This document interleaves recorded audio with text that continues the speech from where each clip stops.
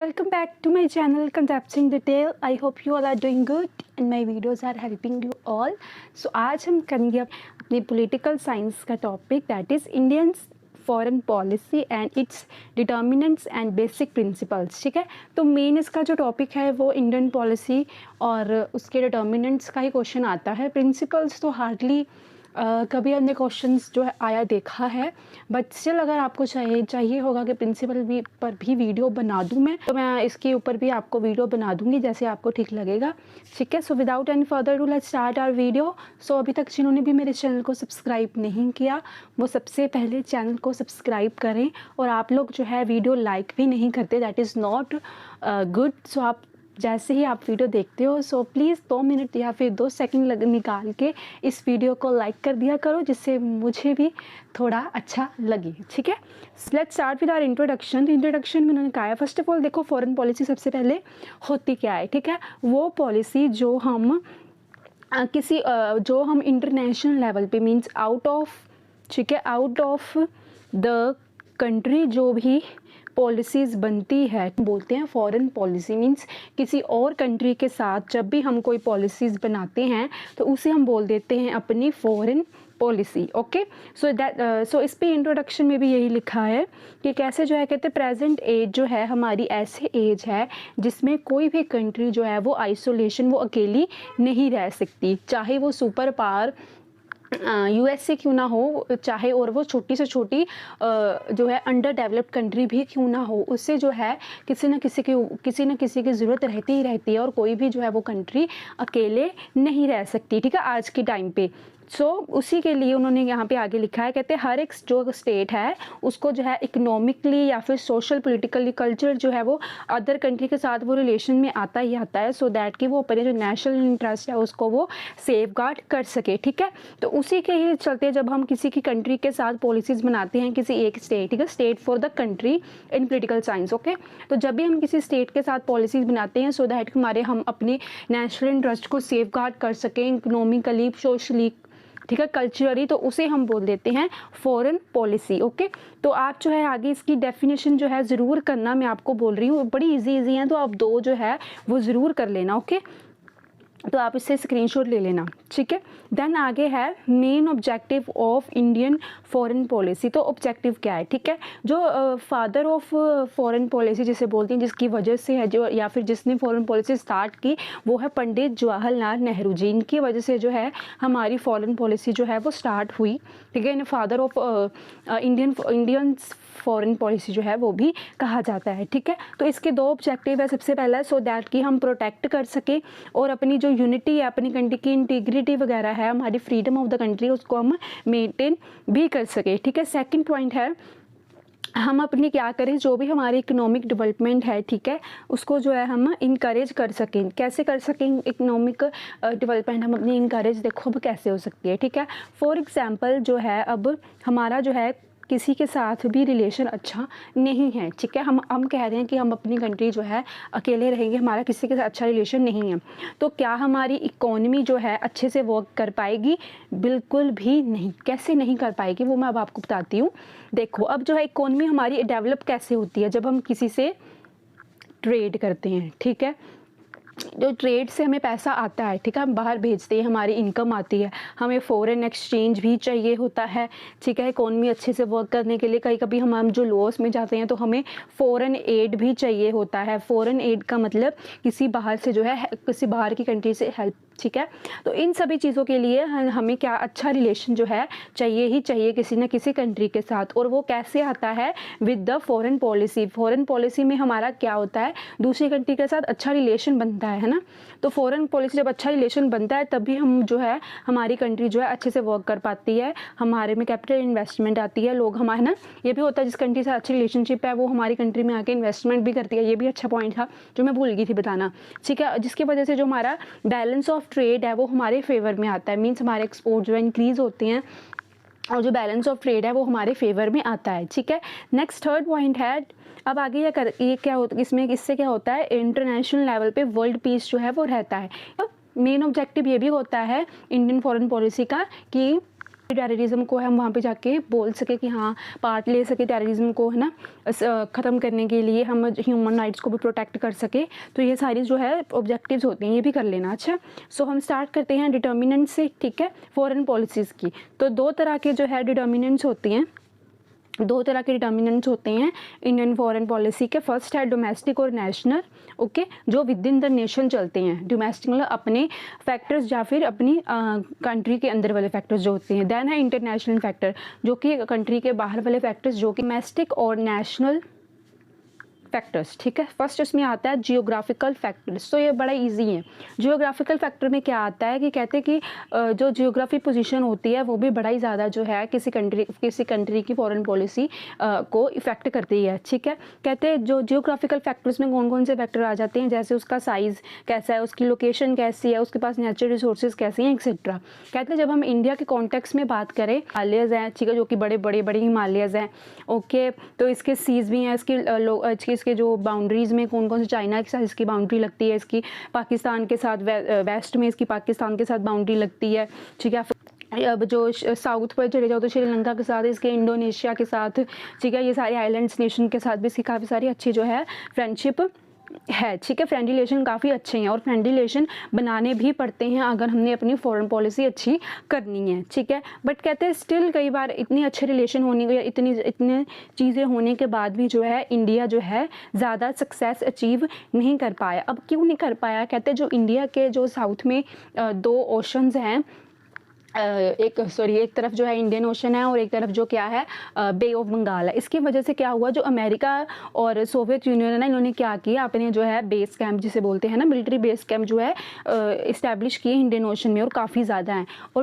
और आज के टाइम पे चाइना भी जो है कुछ ना कुछ करता ही रहता है ओशंस में आके, जिसकी वजह से जो है वो इतनी अचीवमेंट नहीं कर पाया। ना ही वो इंडिया, ना ही तो अपनी इतनी इंडिया को चाहिए अब अपनी स्ट्रॉन्ग नेवी बना सके, सो दैट कि वो वहाँ पर साउथ पे जाके ओशंस में या फिर बे ऑफ बंगाल में, इंडियन ओशन में क्या करे, जाकर कंट्रोल कर सके, ठीक है, सो दैट कि बाकी कंट्री वहाँ कर हम पर या फिर हमारे एरिया को टेक ऑफ ना कर ले, ठीक है। तो इसके लिए कहते हैं इसको अपनी स्ट्रॉन्ग आर्मी बनानी चाहिए और अपनी जो ज़्यादा से ज़्यादा जो इसकी बाउंड्री डिस्प्यूट्स भी चल रही हैं उस पर भी जो है इसको थोड़ा ध्यान देना चाहिए, सो दैट, क्योंकि काफ़ी सारी जो बाउंड्री भी है, जैसे एक साइड पे हमारे है ना, ठीक है, यहाँ हमारा ऐसे है ना, तो इस साइड पे जो है काफ़ी सारा एरिया जो है पाकिस्तान ने कवर कर लिया है ना, जिसे हम बोलते हैं लाइन ऑफ LOC, ठीक है, लाइन ऑफ कंट्रोल। और आधा जो है यहाँ पे चाइना ने कवर कर लिया, जबरदस्ती आगे आकर इसे बोलते हैं लाइन ऑफ एक्चुअल कंट्रोल। अगर तो मुझे तो लगता है इसको LOC इधर LAC बोलते हैं, फिर भी अगर इधर या फिर ये उधर होगा तो आई एम सॉरी, ठीक है,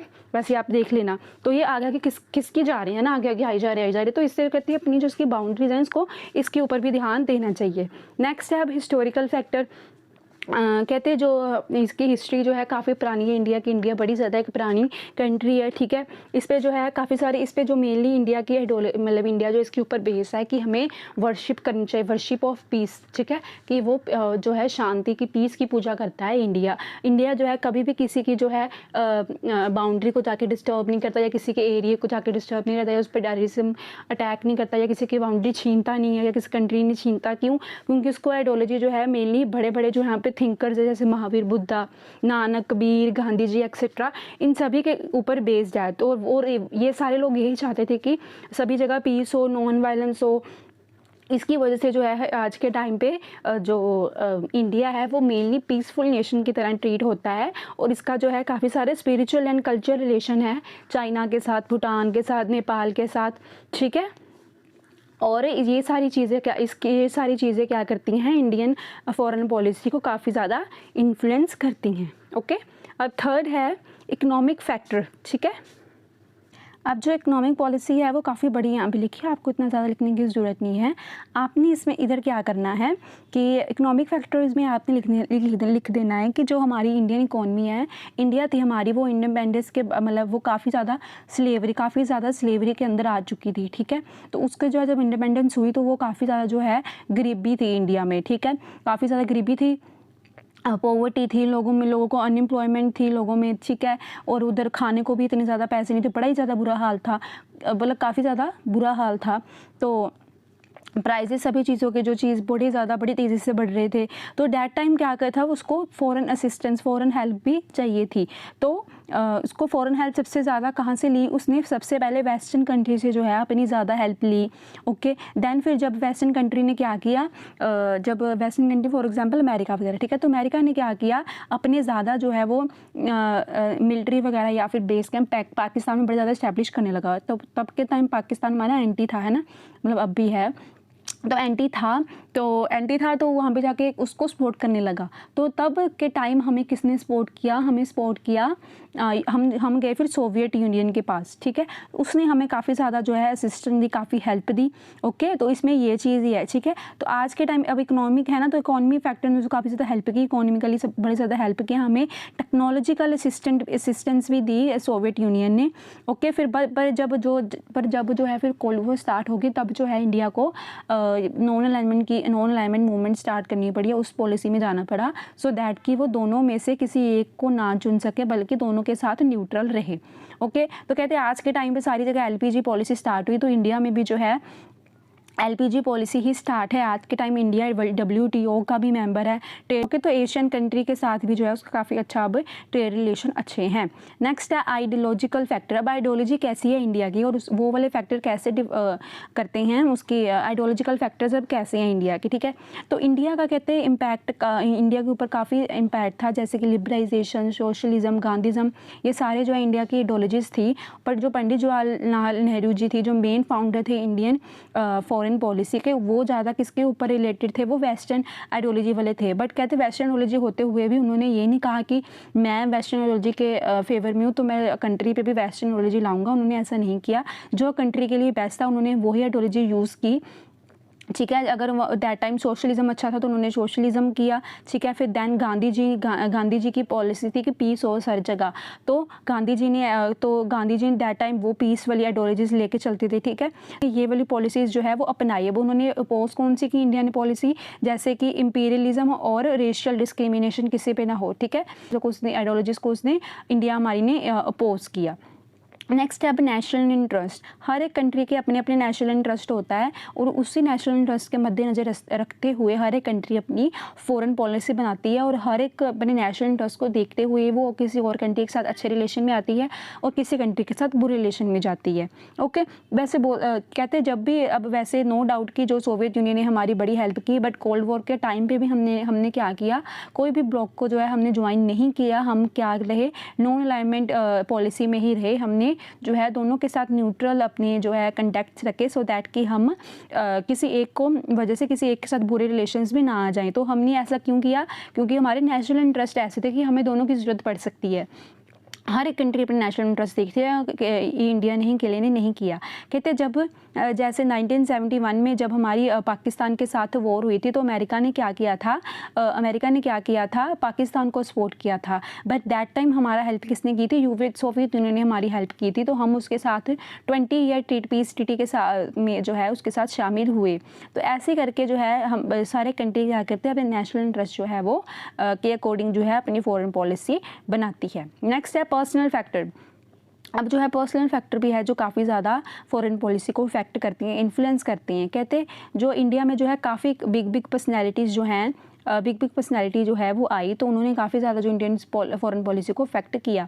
कहते इंडिपेंडेंस से लेकर 1964 तक पंडित जवाहरलाल नेहरू जी ने मेन जो अपनी इंडियन पॉलिसी बनाई, वो किसके ऊपर बनाई, अपने वेस्टर्न के तरफ ब्लॉक में जाने की बजाय हमने क्या किया, हमने अपनी नॉन अलाइंड बेस जो है वही अपनी फॉरेन पॉलिसी रखी। हमने किसी भी एक ग्रुप को जो है वो ज्वाइन नहीं किया। और पंडित जी जवाहरलाल नेहरू के बाद भी जो भी सारे जैसे इंदिरा गांधी जी आए, मोरारजी देसाई आए, राजीव गांधी, ये सारों ने भी जो सेक्टर चल रहा था हमारी फॉरेन पॉलिसी का वही रखा। उन्होंने ज़्यादा इससे छेड़छाड़ नहीं की, क्योंकि हमारी पॉलिसी काफ़ी अच्छी जा रही थी। पर कहते हैं जब 1991 के बाद जो सोवियत यूनियन के साथ हमारा 20 ईयर की पीस ट्रीटी हुई थी, अब वो सोवियत यूनियन ही ब्रेक हो गया था 1991 में। सो कहते हैं हमें अपनी फॉरेन पॉलिसी है वो चेंज करनी पड़ी, क्योंकि अब यूएसए ही अकेला जो है सुपर पावर रह गया था, और उसको जो है कंट्रोल, अब जो है हम ये चीज़ इग्नोर नहीं कर सकते थे, इसलिए हमें उसके जो है साथ भी जो है अच्छे रिलेशन बनाने पड़े। तो इतना इनफ है। अब आगे है सर्च फॉर नेशनल सिक्योरिटी। अब जो है नेशनल सिक्योरिटी के लिए भी जो है हमने काफ़ी सारी फॉरेन पॉलिसीज़ बनाई सो दैट कि हमारा नेशनल इंटरेस्ट जो है वो सेफगार्ड रहे। तो नेशनल सिक्योरिटी को हमने स्ट्रेंथन करने के लिए काफ़ी सारी जो है इम्पोर्टेंट फॉरेन पॉलिसीज़ बनाई सो दैट कि हमारी इंडिया जो है, जो हमारी कॉलोनी है, वो प्रोटेक्ट रहे और कोई और आके दोबारा इसके ऊपर अपना राज ना कर ले। तो इसके लिए उसने काफ़ी जो बिग पावर के साथ रिलेशन में आए और पंडित जवाहरलाल नेहरू जी ने भी सोवियत यूनियन के साथ भी अच्छे रिलेशन रखे और उसके अमेरिका के साथ भी अच्छे रिलेशन रखे सो दैट कि उनको जो है नेशनल सिक्योरिटी जो है उनकी फॉरेन पॉलिसी की वो इफेक्ट ना हो जाए। नेक्स्ट है idols which inspired our national leaders. ठीक है, अब वो सारी आइडल्स जिन्होंने हमारी नेशनल हमें जो इंस्पायर किया हमारे नेशनल लीडर्स को कहते कि जो काफ़ी सारे लीडर्स की वजह से लीडर्स ने जो क्या किया फ्रीडम स्ट्रगल की। तो उसी की वजह से जो है हमारे सपोर्टर्स जो सारे थे उन्होंने वो अगेंस्ट थे कि रेशियल डिस्क्रिमिनेशन नहीं होनी चाहिए, काले गोरे के ऊपर जो है भेदभाव नहीं करना हमने। कहते जो सारे बड़े अच्छे लीडर थे जैसे रविंद्रनाथ टैगोर जी, महात्मा गांधी जी, जवाहरलाल नेहरू जी एक्सेट्रा, कि कोई भी जो है कॉन्ट्रडिक्शन ना हो ना नेशनल और इंटरनेशनल इंटरेस्ट में, दोनों हमें साथ में लेके चलना चाहिए। कहते अगर हम सारे रविंद्रनाथ टैगोर जी ने कहा था 1991 में कि अगर जो है हम सारे इकट्ठे रहेंगे तो इकट्ठे ही हम क्या करेंगे, सेफ होंगे और इकट्ठे हम सारे जो है कुएं में गिरेंगे। तो ये हमें इकट्ठे रहना है। ठीक है, तो वो द अदर हैंड राजा गोपालाचार्य जी ने कहा था कि हमें जो है पूरे वर्ल्ड पे पीस बनाना चाहिए। पीस ही जो है डिस्ट्रक्शन ऑफ वॉर्स होगा, कि वॉर को ख़त्म कौन करेगा, पीस ही जो है वॉर को ख़त्म करेगा। और पंडित जवाहरलाल जी नेहरू जी भी यही ओपिनियन थे, पीस एंड फ्रीडम। तो ये थे हमारे national interest. Okay, I hope ये आपको समझ लगे होंगे।